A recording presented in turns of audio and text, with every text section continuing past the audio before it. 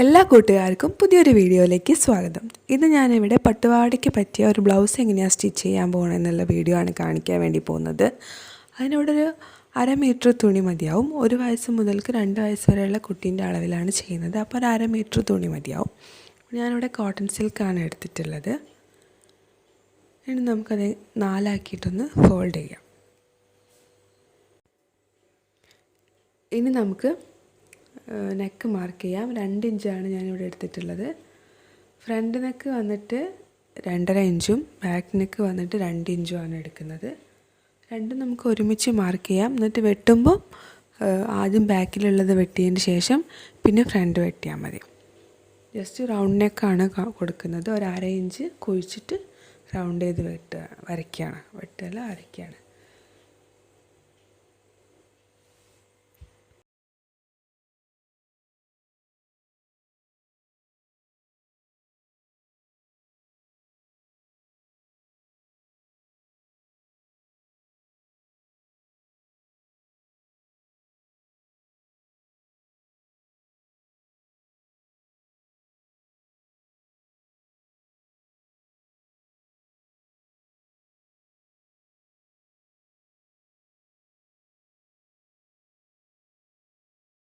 ഇനി നമുക്ക് shoulder mark ചെയ്യാം. ഒട്ടാകെ 4 ഇഞ്ചിലാണ് ഷോൾഡർ മാർക്ക് ചെയ്യുന്നത്. അവിടുന്ന് നേരെ താഴോട്ടേക്കും ഒരു 4 ഇഞ്ച് തന്നെയാണ് മാർക്ക് ചെയ്യുന്നത്. കാരണം ഇത് വല്ലാണ്ട് വൈഡായിട്ട് നമ്മൾ മാർക്ക് ചെയ്യേണ്ട ആവശ്യമില്ല. ടൈറ്റായിട്ട് നിൽക്കുമ്പോഴല്ലേ കാണാൻ ഭംഗിയുണ്ടാവുള്ളൂ. അതുകൊണ്ട് ആം ഹോൾ ഞാനൊരു 4 ഇഞ്ച് തന്നെയാണ് മാർക്ക് ചെയ്യുന്നത്. 4 ഇഞ്ച് മാർക്ക് ചെയ്തിട്ട് അവിടെ നിന്നൊരു 1/2 ഇഞ്ച് കുഴിച്ചിട്ട് ഒരു കർവ് വരച്ചു കൊടുക്കുകയാണ്. ഇനി ബാക്കി സൈഡ് ഞാൻ ഈ തുണി ഉള്ള മൊത്തം ഒരു 7 ഇഞ്ച് ഉണ്ട്. അപ്പോൾ ആ 7 ഇഞ്ച് അങ്ങനെ തന്നെ വിടുകയാണ്. പിന്നെ എല്ലാം അടിച്ച് കഴിഞ്ഞതിന് ശേഷം ബാക്കി കട്ട് ചെയ്ത് ഒഴിവാക്കുകയാണ്. ലെങ്ത്ത് ഞാനിവിടെ ഈ തുണീൻ്റെ ലെങ്ത്ത് അത്യാവശ്യം എടുത്തിട്ടുണ്ട്. പിന്നെ നമുക്ക് നോക്കിയിട്ട് ലെങ്ത്ത് എങ്ങനെയാണെന്ന് വെച്ചാൽ കട്ട് ചെയ്യാമല്ലോ എന്ന് വിചാരിച്ചിട്ടാണ്. അപ്പോൾ നമുക്കിത് ഒന്ന് കട്ട് ചെയ്തെടുക്കാം. ആദ്യം ബാക്ക് നെക്ക് കട്ട് ചെയ്യണം. ആദ്യം തന്നെ ഫ്രണ്ട് കട്ട് ചെയ്യരുത്. ആദ്യം ബാക്ക് കട്ട് ചെയ്തിട്ട് നമ്മൾ ബാക്ക് പീസ് മാറ്റി വെച്ചതിന് ശേഷം പിന്നെയും ഒരുപോലെ വെച്ചിട്ട് ഫ്രണ്ട് നെക്കും കൂടി കട്ട് ചെയ്തെടുക്കുക. അപ്പോൾ 2 നെക്കും നമ്മളിവിടെ കട്ട് ചെയ്തെടുത്തിട്ടുണ്ട്. അതുപോലെ തന്നെ 2 ലൈനിങ് പീസും കൂടി കട്ട് ചെയ്തെടുക്കുക. എന്നിട്ട് അതിൽ ഫ്രണ്ടും ബാക്കും കൂടി ഒന്ന് മാർക്ക് ചെയ്താൽ നമുക്ക് കുറച്ചും കൂടി എളുപ്പമായിരിക്കും. ഇനി നമുക്ക് ലൈനിങ് പീസിൻ്റെ മേലെ നമ്മൾ നല്ല തുണീൻ്റെ ബാക്ക് വശം വെച്ചിട്ട് ജസ്റ്റ് നമുക്ക് അവിടെ നിന്ന് സൈഡിലൂടെ ചെറിയ രീതിയിൽ ഒരു 1/4 തുമ്പിൽ ഒരു സ്റ്റിച്ച് കൊടുക്കാം. 1/4 ഇഞ്ച് ഗ്യാപ്പ് വിട്ടിട്ടൊരു സ്റ്റിച്ച് കൊടുക്കാം. എന്നതിന് ശേഷം നമുക്കത് ചെറിയൊരു കട്ട് കൊടുത്തിട്ട് ജസ്റ്റ് അതൊന്ന് മറിച്ചെടുക്കാം. അതെന്തിനാന്ന് വെച്ചാൽ നമുക്ക് ലൈനിങ്ങും ക്ലോത്തും തമ്മിൽ ഒന്ന് അറ്റാച്ച് ചെയ്യാൻ വേണ്ടിയിട്ടും അങ്ങനെ വേണ്ടിയിട്ടും കൂടിയാണ്. പിന്നെ സ്റ്റഡി ആയിട്ട് നിൽക്കാൻ വേണ്ടിയിട്ടാണ് കട്ട് കൊടുക്കുന്നത്. അപ്പോൾ നമ്മളത് മറിച്ചെടുത്ത് കഴിഞ്ഞ് ഓൾറെഡി ഇനിയിപ്പോൾ നിങ്ങൾക്ക് ഇങ്ങനെ മതിയെന്നുണ്ടെന്നുണ്ടെങ്കിൽ ഇങ്ങനെ തന്നെ ചെയ്യാം. ഇപ്പം നമ്മൾ നെക്കും സ്ലീവും ഒക്കെ നല്ലതായിട്ട് സ്റ്റിച്ച് ആയിട്ടുണ്ട്. അപ്പോൾ നിങ്ങൾക്ക് ഇങ്ങനെ മതിയെന്നുണ്ടെങ്കിൽ ഇങ്ങനെ തന്നെ ചെയ്യാം. അതല്ല ഇനി ഇതിൽ പൈപ്പിംഗ് കൊടുക്കണം എന്നുണ്ടെന്നുണ്ടെങ്കിൽ പൈപ്പിംഗ് കൊടുക്കാം. ഞാനിവിടെ പൈപ്പിംഗ് കൊടുക്കുന്നുണ്ട്. പൈപ്പിംഗ് കൊടുക്കേണ്ട ആവശ്യമൊന്നുമില്ല. ഇങ്ങനെ തന്നെ മതി. നല്ല വൃത്തിക്ക് വന്നിട്ടുണ്ട്. ഞാൻ പൈപ്പിങ്ങും കൂടി കൊടുക്കുന്നുണ്ട്. ഇനി നമുക്ക് രണ്ടിൻ്റെയും കൂടി ഷോൾഡർ ഒന്ന് ജോയിൻ ചെയ്തെടുക്കാം. അതിനുശേഷം ഞാനിവിടെ പാവാട സ്റ്റിച്ച് ചെയ്ത തുണിയിൽ നിന്ന് ബാക്കി 1 ഇഞ്ച് ഇടവിട്ടിട്ട് ക്രോസ് പീസ് കട്ട് ചെയ്തെടുക്കുന്നുണ്ട്. എൻ്റെ തുണി കുറച്ചേ ഉണ്ടായിരുന്നുള്ളൂ. അത് കാരണമാണ് ചെറിയ ക്രോസ് പീസ് ആയിപ്പോയത്. അപ്പോൾ നമുക്കതൊന്ന് ജോയിൻ ചെയ്തെടുക്കാം.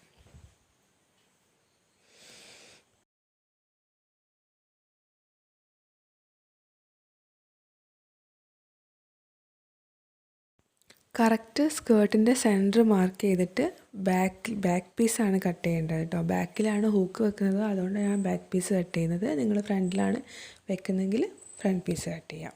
അതിനുശേഷം നമുക്ക് ഒരു 2.5 ഇഞ്ചിൻ്റെ വീതിയുള്ള തുണി വേണം. അതായത് 2.5 ഇഞ്ച് വീതി, ലെങ്ത്ത് കുറച്ച് നമ്മളെ ടോപ്പിനേക്കാൾ കുറച്ചും കൂടി ഉള്ള തുണി വേണം.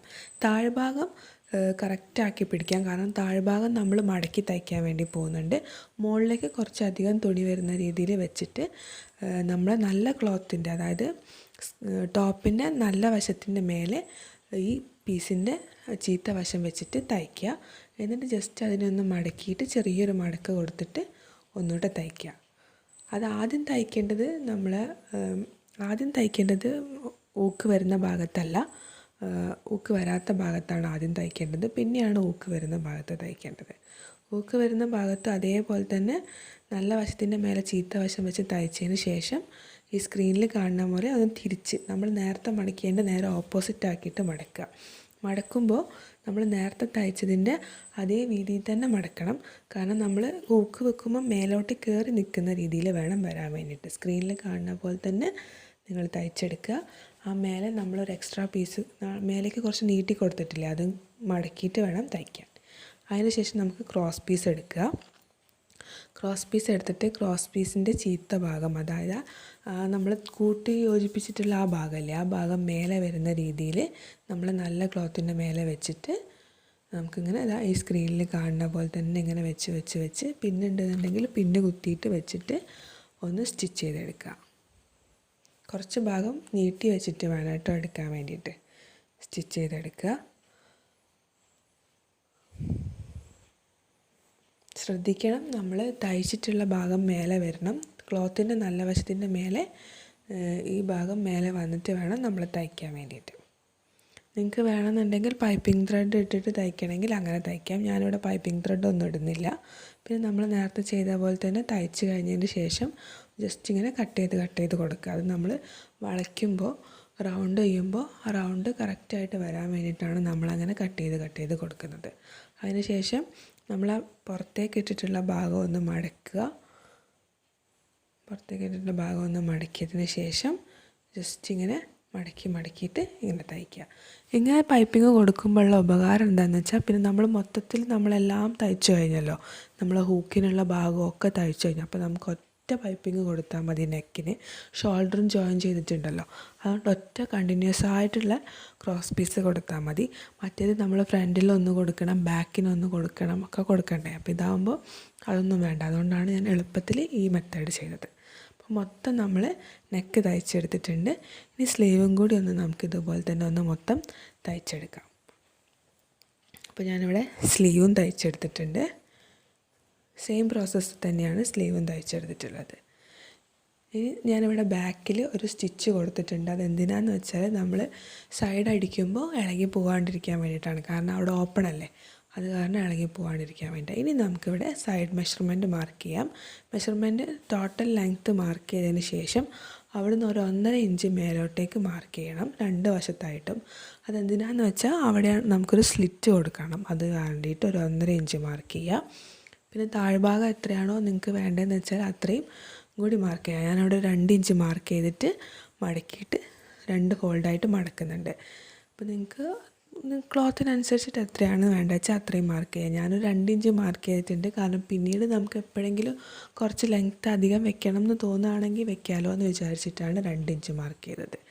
അതിന് ശേഷം സ്ലിറ്റ് അടിച്ചു കൊടുത്തതിന് ശേഷം ഞാനിവിടെ സൈഡും കൂടി അടിച്ചെടുത്തിട്ടുണ്ട്.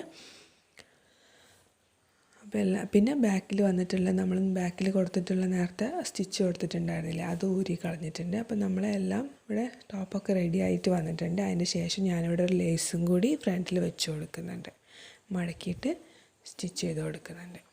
ജസ്റ്റ് ഒരു ഭംഗിക്ക് വേണ്ടിയിട്ട് ചെയ്തു എന്നേ ഉള്ളൂ. നിങ്ങളത് ചെയ്യണമെന്നൊന്നുമില്ല, ഉണ്ടെങ്കിൽ ചെയ്താൽ മതി. അതിന് ശേഷം ഞാൻ ഒരു 3 ബട്ടണും കൂടി ഫ്രണ്ടിൽ കൊടുക്കുന്നുണ്ട്.